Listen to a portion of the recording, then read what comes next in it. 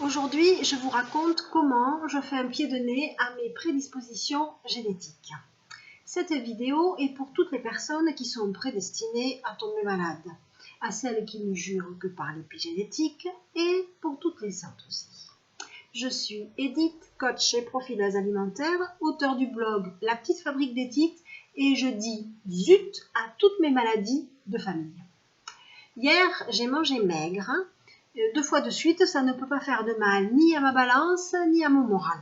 J'ai donc bu une eau chaude vitaminée quand je me suis levée et puis j'ai bu de l'eau chaude toute la matinée, une tasse de bouillon à midi et j'ai mangé quelques craquelins. Et puis vers 17h30, j'ai mangé un petit reste de ratatouille avec 2 œufs mollets. En fait, comment je fais mes œufs pour qu'ils soient parfaits? Je fais réchauffer ma ratatouille et quand elle est bien chaude, je casse les œufs dans le jus. Et en quelques minutes, les blancs est cuit, juste comme il faut, et le jaune reste bien coulant en préservant ainsi toutes ses vitamines. Et avec ça, je me régale. Les choses simples ne passons pas à côté, c'est tellement bon. Voilà pour les menus. Et aujourd'hui, je voulais vous parler génétique. Parce qu'en fait, j'ai fait quelque chose d'assez triste. Aujourd'hui, je suis allée à l'enterrement d'un des membres de ma famille que j'aimais beaucoup.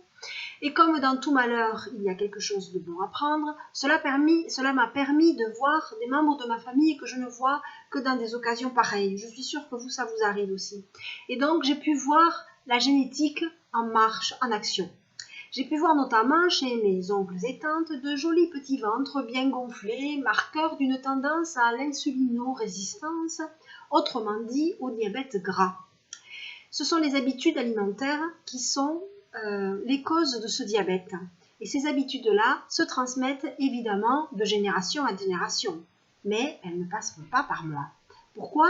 Parce que même si je suis prédisposée par ma génétique à faire ce diabète gras et à stocker des graisses au niveau de l'abdomen, depuis que je mange selon mon profil, je n'ai plus du tout de ventre. Et pourtant, je peux vous assurer que je suis dodue de partout ailleurs.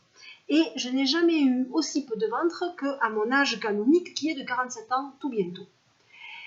Et donc, pourquoi? Parce que je ne fais plus de fermentation et que je ne stocke plus de graisse abdominale parce que je mange beaucoup moins de glucides. Et je suis très fière de moi et j'avais envie de partager ça avec vous. Donc, je vous mets dans les commentaires quelques articles complémentaires à lire, surtout si vous avez un petit bidon tout rond, si vous avez tendance à fermenter. Et puis, je vous informe aussi que je propose un séjour fin octobre pour en finir avec ces problèmes de prédisposition génétique au diabète et notamment avec l'addiction au sucre. Je vous mets aussi un article dans les commentaires pour que vous voyez ce que je propose.